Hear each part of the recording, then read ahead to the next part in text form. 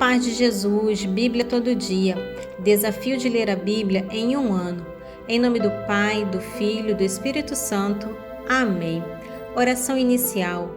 Abre, Senhor, a minha mente para que eu compreenda, minha boca para que eu proclame e meu coração para que eu acolha. Amém.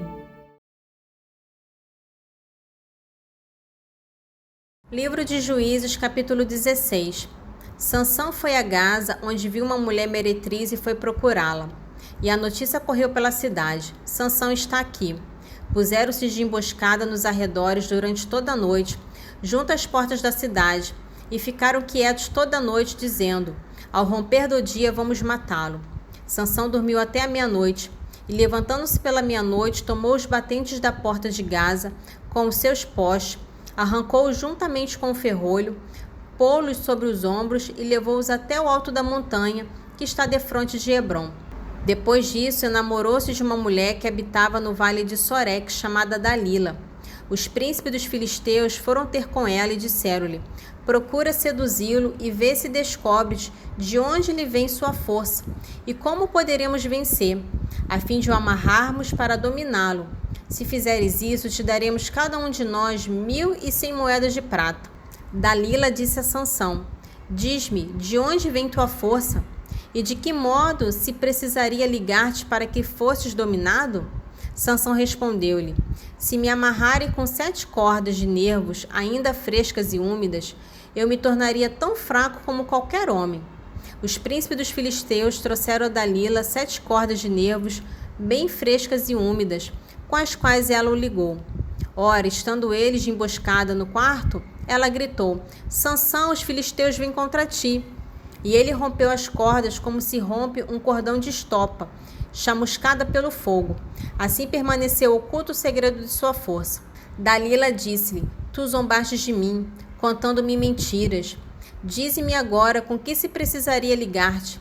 Se me amarrarem com cordas novas, disse ele, que ainda não tenho servido, eu me tornaria tão fraco como qualquer homem.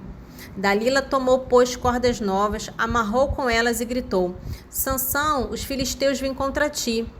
Ora, estavam eles de emboscada no quarto. Mas Sansão rompeu como se fosse um fio as cordas que lhe amarravam os braços. Até o presente, disse-lhe Dalila: só tens zombado de mim e só me tens dito mentiras. Dize-me, com que será preciso amarrar-te? Bastará, respondeu Sansão, que teças as 7 tranças de minha cabeça com a urdidura do teu tear. Ela fixou-as com o torno do tear e gritou: Sansão, os filisteus vêm contra ti. Ele, despertando do sono, arrancou o torno do tear com os liços. Dalila disse-lhe: como pode dizer que me amas, se o teu coração não está comigo? Eis já 3 vezes que me enganas, e não me queres dizer onde reside a tua força? Ela o importunava cada dia com suas perguntas, instando com ele e molestando de tal sorte que ele sentiu com isso uma impaciência mortal. E Sansão acabou por confiar-lhe o seu segredo. Sobre minha cabeça, disse ele, nunca passou a navalha, porque sou nazareno de Deus desde o seio de minha mãe. Se me for rapada a cabeça, a minha força me abandonará, e serei tão fraco como qualquer homem.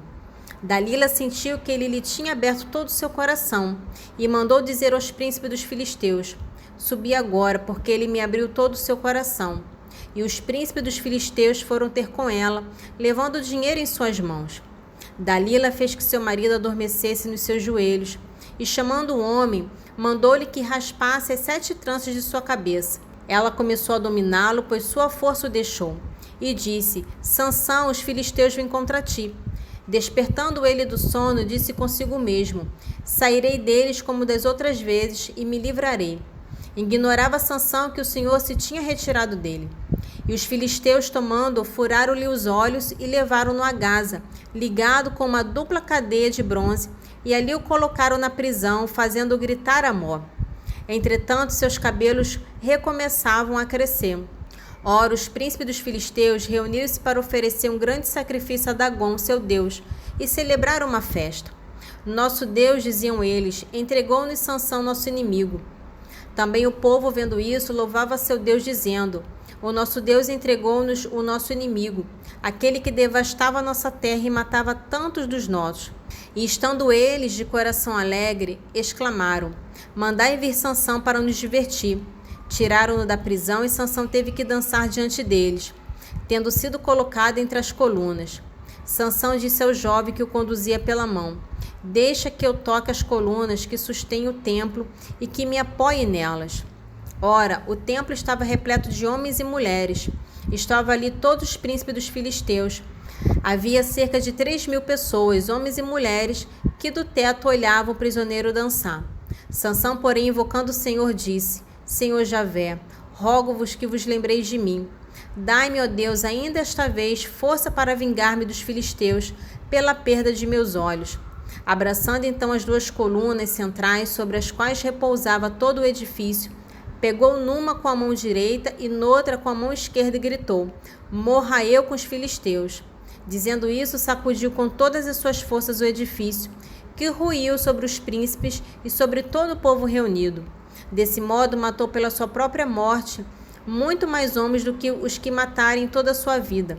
Então desceram a Gaza os seus irmãos e toda a sua família paterna. Tomaram-no e, tendo voltado, sepultaram-no no túmulo de seu pai, entre Saraá e Estaol. Sansão foi juiz em Israel durante 20 anos. Juízes, capítulo 17. Havia na montanha de Efraim um homem chamado Micas. Ele disse um dia à sua mãe: os 1.100 ciclos de prata que te roubaram e pelos quais lançastes uma maldição aos meus ouvidos, esse dinheiro está em meu poder. Fui eu que os roubei. Sua mãe respondeu: abençoado seja meu filho pelo Senhor. Devolveu, pois, os 1.100 ciclos de prata à sua mãe, que lhe disse: da minha mão eu os consagro ao Senhor a favor de meu filho, para que se faça deles um ídolo fundido. Toma, ei-los aqui. Micas entregou o dinheiro à sua mãe e ela tomou 200 ciclos de prata que mandou entregar ao fundidor. Fez os ourives com essa prata um ídolo fundido que foi colocado na casa de Micas. E Micas teve assim uma capela.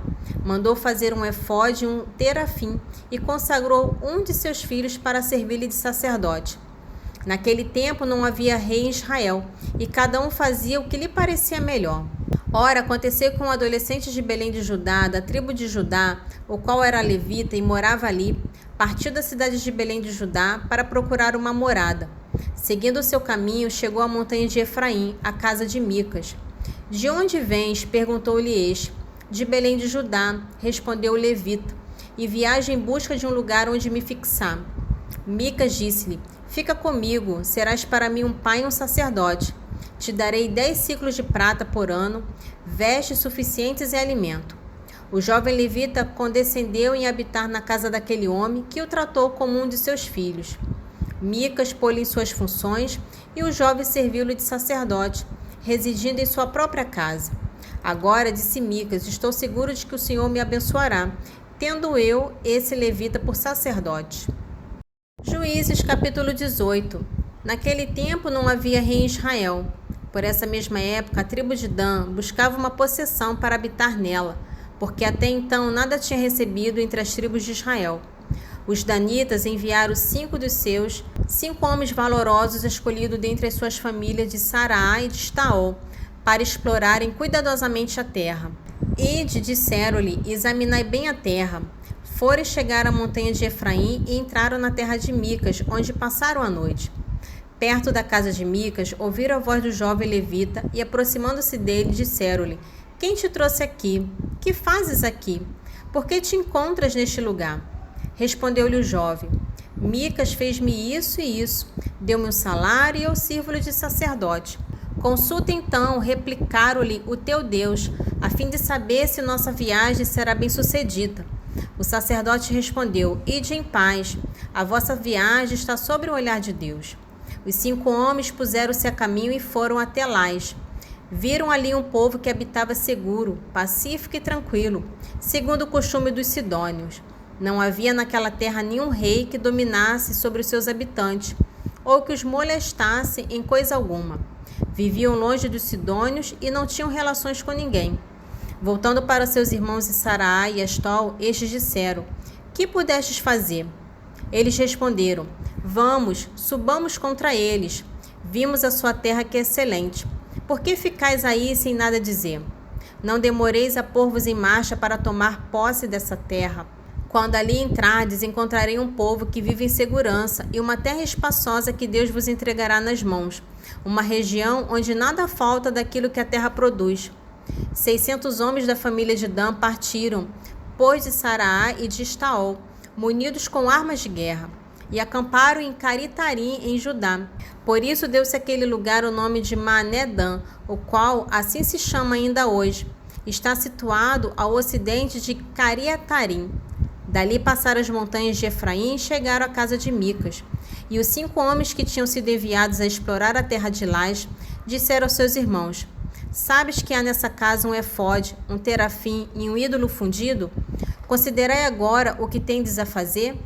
Dirigiram-se para lá e entraram na casa do jovem levita, em casa de Micas, para saudá-lo e informar-se de como iam passando. Entretanto, os 600 danitas, armados como estavam, ficaram à porta.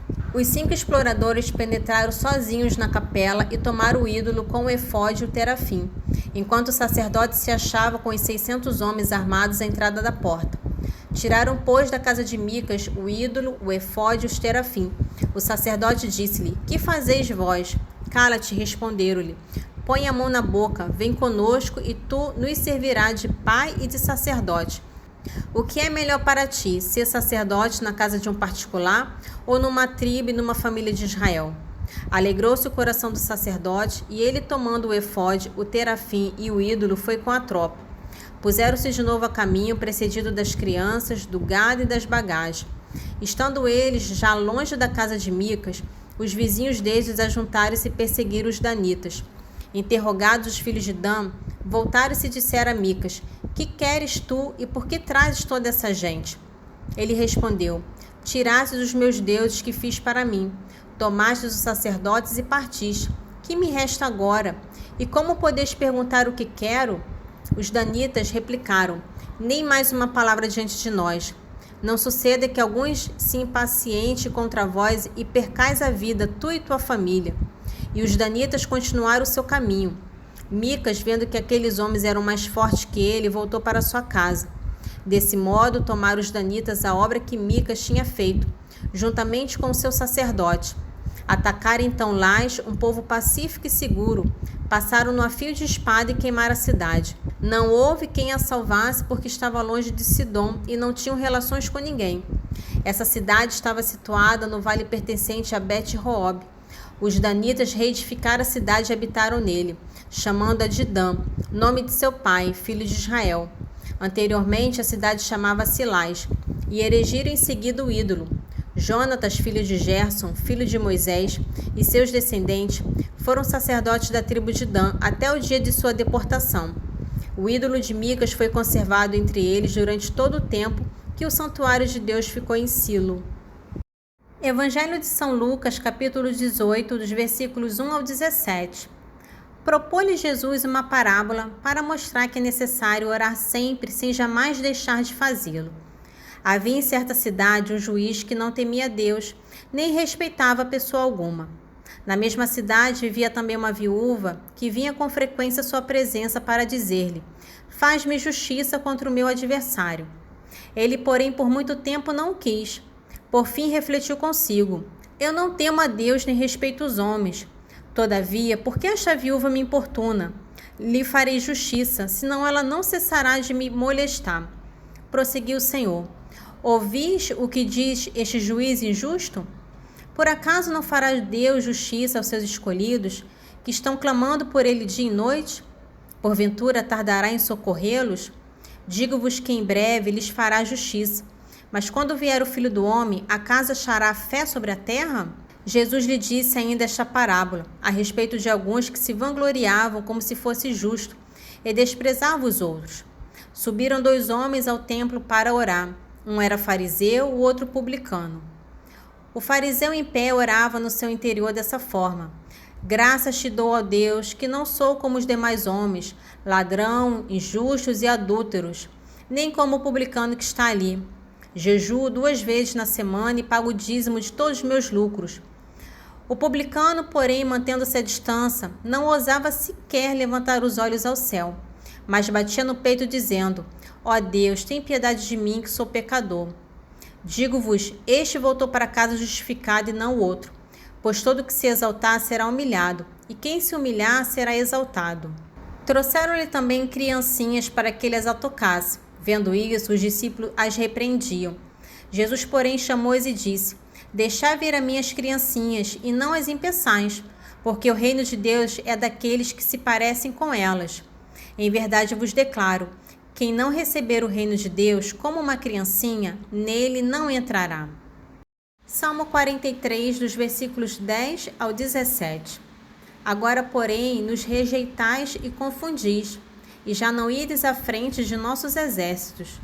Vós nos fizestes recuar diante do inimigo, e os que nos odiavam pilharam nossos bens. Entregaste-nos como ovelhas para o corte, e nos dispersastes entre os pagãos. Vendestes vosso povo por um preço vil, e pouco lucrastes com esta venda. Fizeste-nos o opróbrio de nossos vizinhos, desprezo e zombaria daqueles que nos cercam. Fizeste de nós a sátira das nações pagãs, e os povos nos escarnecem à nossa vista. Continuamente estou envergonhado, a confusão cobre minha face, por causa dos insultos e ultrajes de um inimigo cheio de rancor. Provérbios capítulo 23, dos versículos 29 ao 35. Para quem os há, para quem os hás, para quem as contendas, para quem as queixas, para quem as feridas sem motivo, para quem o vermelho dos olhos, para aqueles que permanecem junto ao vinho, para aqueles que vão saborear o vinho misturado. Não consideres o vinho, como ele é vermelho, como brilha na taça, como corre suavemente, mas no fim morde como uma serpente e pica como um basilisco. Os teus olhos verão coisas estranhas, teu coração pronunciará coisas incoerentes. Serás como um homem adormecido no fundo do mar, ou deitado no cimo do mastro. Feriram-me, dirás tu, e não sinto dor. Bateram-me e não sinto nada. Quando despertei eu, quero mais ainda. Oração final. Senhor, te louvo e agradeço, porque deixastes tua palavra viva no meio de nós. Que as tuas palavras fiquem guardadas em meu coração e que eu seja testemunha viva do vosso Evangelho. Amém. Em nome do Pai, do Filho e do Espírito Santo. Amém.